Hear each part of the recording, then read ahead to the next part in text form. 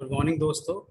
आज की इस वीडियो में हम शेयर कैपिटल से रिलेटेड जो थ्योरी पोर्शन है इसको डिस्कस करेंगे। अभी पिछली वीडियोस में आपने देखा कंपनी और शेयर से रिलेटेड, जिसमें company, kinds of company, share, types of share के बारे में थ्योरेटिकल कॉन्सेप्ट को समझाया हुआ है। तो जैसे कि एमसीक्यू स्पेस पेपर आने वाला है, तो उसके लिए सबसे इम्पोर्टेंट बात हो जाती है कि थ्योरेटिकल कॉन्सेप्ट को बहुत अच्छे से क्लियर करना। तो उसी कड़ी में मैं आपका दोस्त दीपक कुमार, कॉमर्स ग्रुप 40 का क्रिएटर, आपके लिए ये वीडियो लेकर आया हूँ। तो चलिए दोस्तों शुरू करते हैं इस वीडियो को।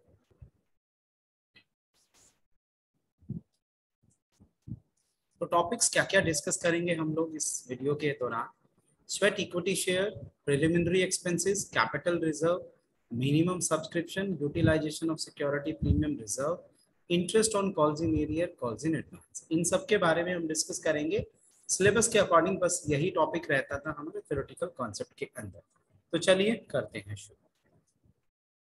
तो सबसे पहले बात करेंगे स्वेट इक्विटी शेयर क्या होता है। तो दोस्तों उससे पहले समझने के लिए देखें, हमारी कंपनी में बहुत सारे एम्प्लॉय जो होते हैं वो जो बहुत डेडिकेशन और डिटर्मिनेशन के साथ काम करते हैं, और एम्प्लॉय के ही एफर्ट्स होते हैं जिसकी वजह से कंपनी अच्छे प्रॉफिट अर्न करती है।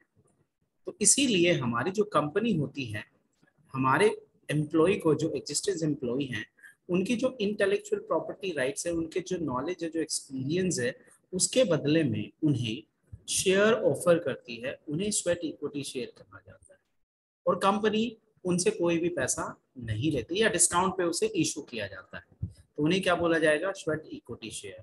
तो स्वेट इक्विटी शेयर जो है वो सेक्शन 288 ऑफ कंपनी एक्ट 2013 के अकॉर्डिंग डिफाइन किया गया है, जिसमें बताया गया है कि sweat equity share mean share issued by a company to its director, मतलब अपने डायरेक्टर को जो शेयर इशू करे अपने एम्प्लॉय को फॉर नॉन कैश कंसिडरेशन, या तो कुछ पैसा ना ले या डिस्काउंट पे किया जाए, making rights available in the nature of their intellectual property rights.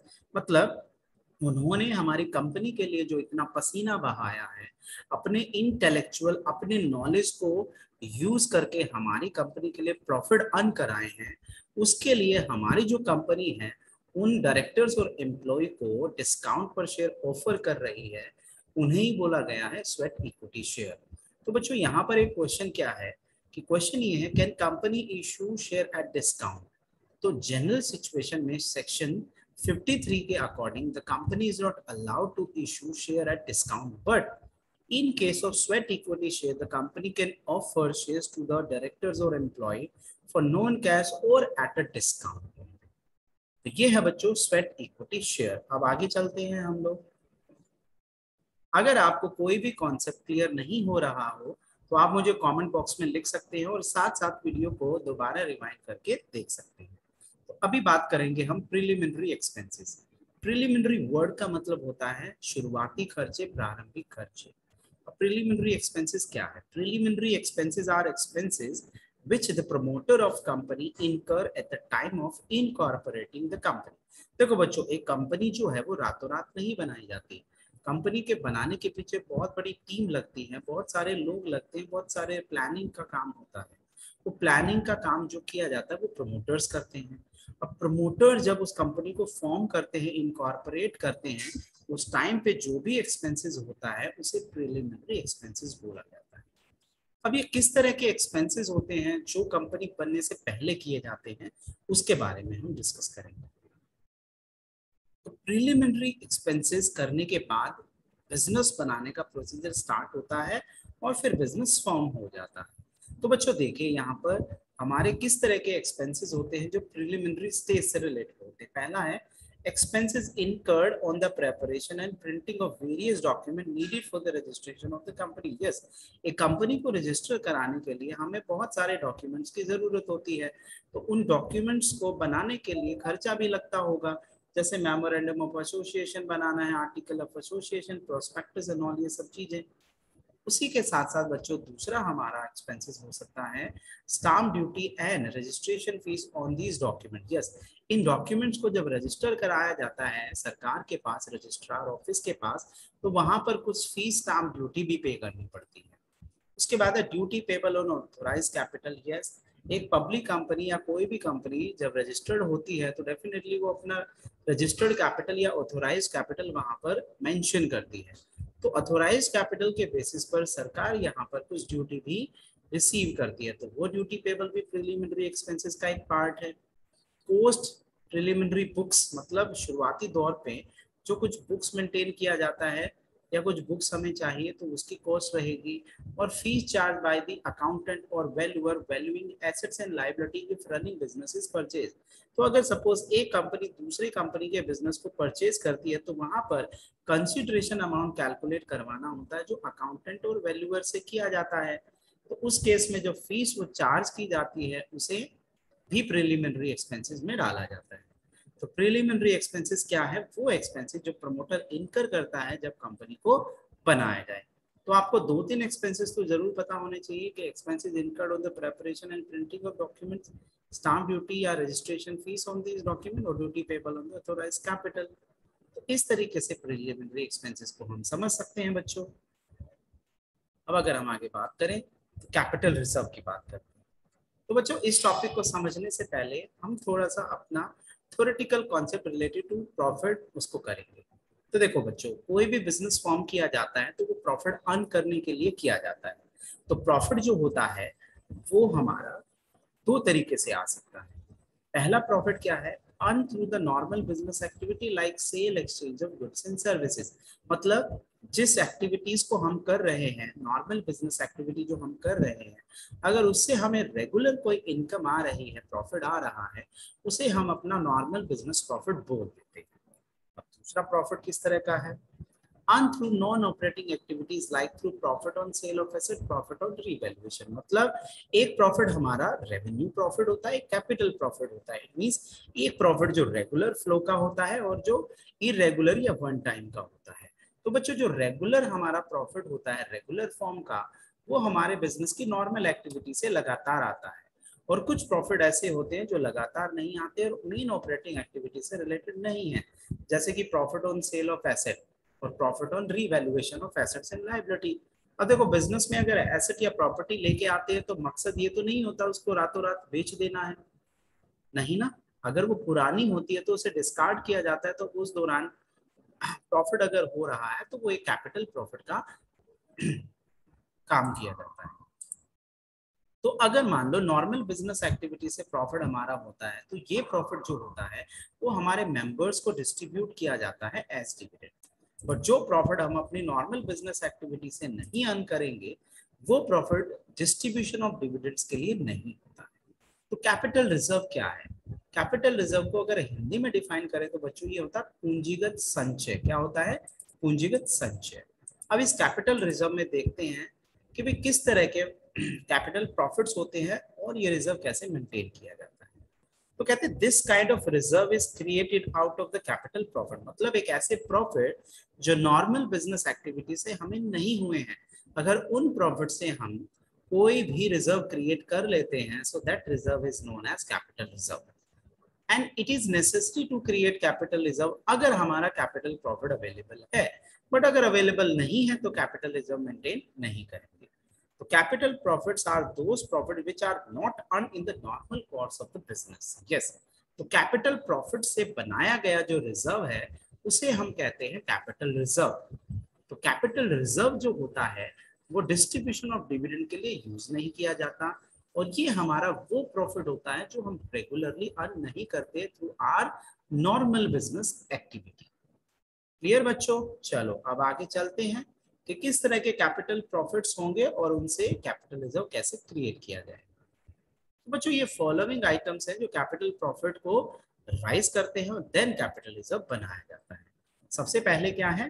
Profit on sale of asset. Yes, assets को अगर सेल किया तो प्रॉफिट हुआ।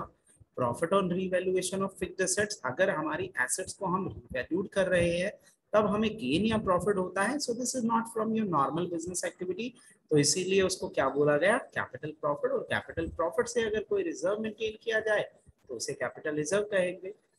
थर्ड पॉइंट है profit on redemption of debentures. तो बच्चों देखो, अगर हम डिबेंचर्स की पेमेंट डिस्काउंट पे करते हैं तो हमें कुछ प्रॉफिट होता है। तो ये एक ऐसा प्रॉफिट है जो नॉर्मल एक्टिविटी से रिलेटेड नहीं है, तो ये भी कैपिटल प्रॉफिट का एक पार्ट है। Profit earn by company prior to its corporation, मतलब क्या है कि कंपनी को बनाया अभी तक नहीं गया है, उससे पहले कुछ एक्टिविटी से हमें प्रॉफिट अर्न हो गया कुछ डील करने से, तब उस प्रॉफिट को हम कैपिटल प्रॉफिट बोल सकते हैं। और profit on for feature and re issue of share, मतलब जब कंपनी शेयर होल्डर के शेयर जब्त करके पैसा रख लेती है और शेयर री इशू कर दिए जाते हैं, उस मूवमेंट पर हमारे पास जो भी पैसा बच जाता है उसे हम कैपिटल रिजर्व कहते हैं। क्या कहते हैं? Capital reserve. तो बच्चों ये था हमारा कैपिटल रिजर्व, एक ऐसा रिजर्व जो क्रिएट किया जाता है out of the capital profits. चलिए अब आगे चलते हैं, नेक्स्ट टर्म देखते हैं हम लोग। तो कैपिटल रिजर्व को बैलेंस शीट में कहां दिखाएंगे बच्चों?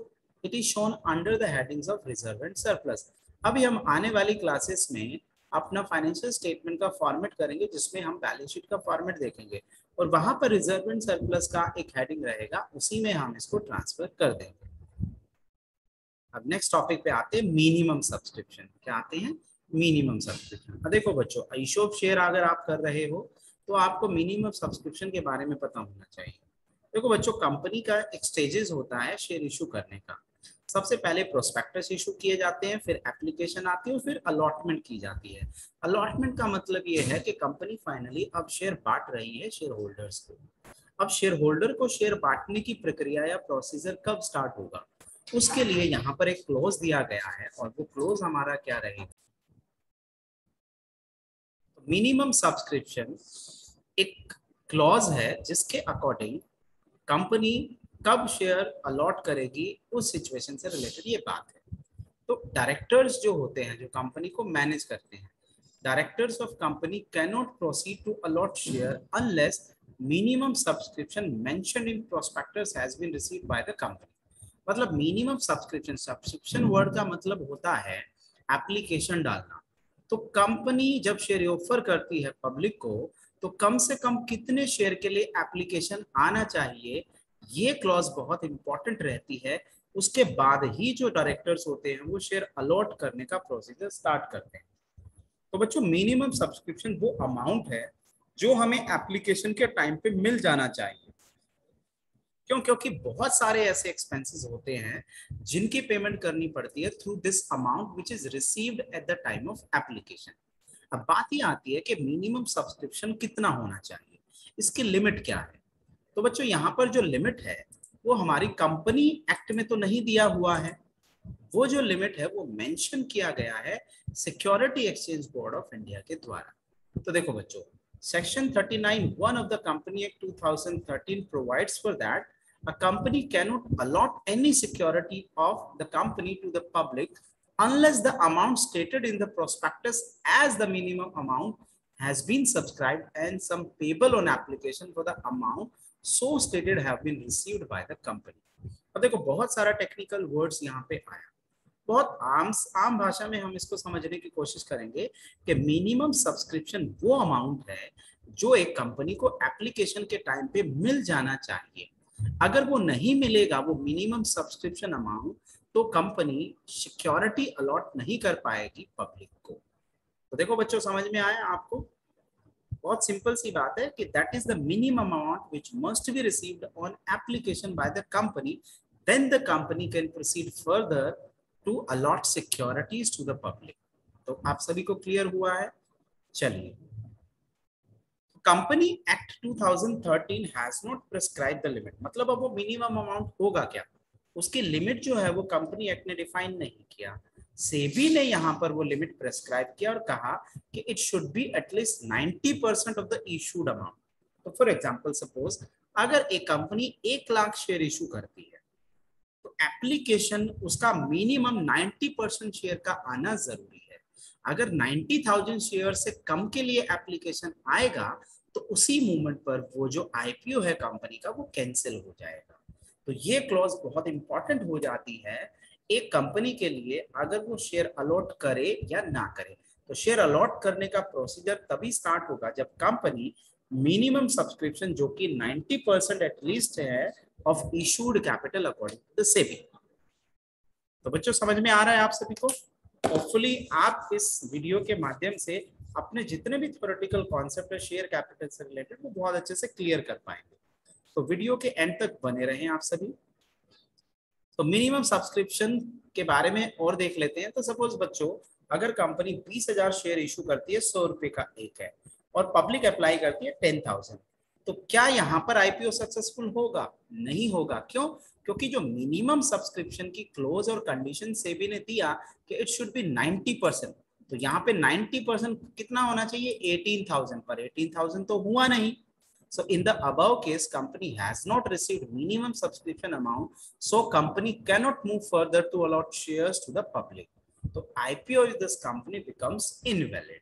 तो बहुत इंपॉर्टेंट ये क्लोज हो जाती है कंपनी के लिए कि भाई सिक्योरिटीज को फर्दर इशू अलॉट करेंगे या नहीं करेंगे। तो अगर ये मिनिमम सब्सक्रिप्शन अमाउंट एप्लीकेशन के टाइम पे नहीं रिसीव करेंगे तो कंपनी अपनी सिक्योरिटीज को पब्लिक को अलॉट नहीं कर सकती। तो चलिए नेक्स्ट आगे बढ़ते हैं हम लोग। अब बात करते हैं security premium reserve. Security premium reserve बच्चों, आपने देखा कि शेयर जो हैं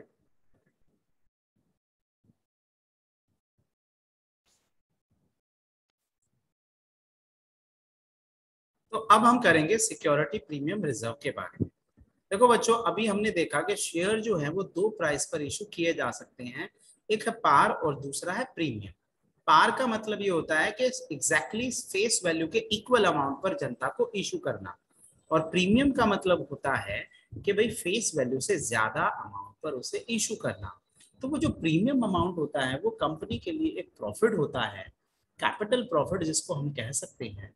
अब वो जो प्रॉफिट है उस प्रॉफिट को हम एक स्पेसिफिक अकाउंट में क्रेडिट कर देते हैं जिसका नाम है सिक्योरिटी प्रीमियम रिजर्व अकाउंट। अब सिक्योरिटी प्रीमियम रिजर्व में जो पैसा पड़ा हुआ है उस पैसे को कंपनी कैसे यूज और यूटिलाइज कर सकती है, इन क्लॉजेस के बारे में, इन प्रोविजंस के बारे में हमें बहुत अच्छे से पता होना चाहिए। तो चलिए देखते हैं क्या है क्लॉजेस। देखो बच्चों, फेस वैल्यू है 100 रुपए, एग्जाम्पल के तौर पे समझने की कोशिश करते हैं। तो issue to the public at so called issued at par, अगर हम 100 वाला शेयर 100 पे इशू कर देंगे तो that situation is known as issued at par. But अगर 100 वाला शेयर 150 रुपए में एक्स्ट्रा 50 रुपए में इशू करेंगे तो उसे बोलेंगे share issued at premium. So in this case company ने 50 रुपए एक्स्ट्रा मांगे पब्लिक से, so this extra amount is known as premium, hence it will be recorded as security premium reserve account. तो बच्चों समझ में आया कि सिक्योरिटी प्रीमियम रिजर्व क्या है। तो सिक्योरिटी प्रीमियम एक तरह का रिजर्व है, तो उसे बैलेंस शीट में हम रिजर्व एंड सरप्लस में शो करेंगे। अब इसको बात करते हैं कि भाई सेक्शन 52 कंपनी एक्ट का इसके यूटिलाइजेशन के बारे में बताता है कि कैसे इस अमाउंट को कंपनी यूज कर सकती है। तो बच्चों इसके 5 यूजेस हैं, ओनली 5 पर्पस के लिए सिक्योरिटी प्रीमियम रिजर्व को यूज किया जा सकता है, इनके अलावा नहीं कर सकते। क्यों? क्योंकि एक्ट में ये बात बोली हुई है।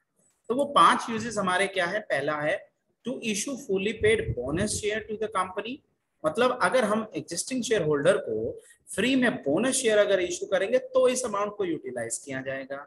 Securities premium can be use for writing off any preliminary expenses, मतलब कोई भी हमारे प्रिलिमिनरी एक्सपेंसेस है उनको राइट ऑफ करने के लिए हम इसको यूज कर सकते हैं। और to write off expense on issue of share और debenture such as commission paid और discount given on issue of share, मतलब इशू के टाइम पर अगर हम कोई भी एक्सपेंसेस होते हैं जैसे डिस्काउंट हो गया डिबेंचर या शेयर पर, तब इस अमाउंट को यूज किया जा सकता है। उसके साथ साथ to provide for the premium that is payable on redemption of debenture, मतलब कि अगर हम डिबेंचर्स की पेमेंट एक्स्ट्रा अमाउंट पे करेंगे तो लॉस होगा, तो उस लॉस को भी कवर करने के लिए हम इस सिक्योरिटी प्रीमियम रिजर्व को यूज कर सकते हैं। और लास्ट यहाँ पे पर्पस रहेगा to buy back its own share, मतलब कई बार कंपनी को अपनी शेयर कैपिटल को रिड्यूस करना होता है तो अपने खुद के शेयर को ही पब्लिक से खरीद लेती है, तो उस केस में भी हमें इसको यूज करना होता है। तो यहाँ पर हमारे पास एसपीआर को यूज करने के 5 पर्पस हैं। देखो बच्चों बिल्कुल अच्छे से याद होना चाहिए, एक एमसीक्यूज बनेगा यहाँ से। To issue fully paid bonus share to the existing share holder, it can be used for writing of preliminary expenses, it can be used to write off share issue expenses या discount on debenture, or it is to provide premium payable on redemption of debenture or to buy back its shares। तो बच्चों ये थे हमारे कुछ term theoretical concept से related जो हमने क्लियर किया। तो अगर आपको ये वीडियो यूजफुल लगे तो वीडियो को लाइक करें और चैनल को सब्सक्राइब करें। Thank you. मैं था आपका Deepak Kumar, tutor commerce group 40। Bye bye, take care.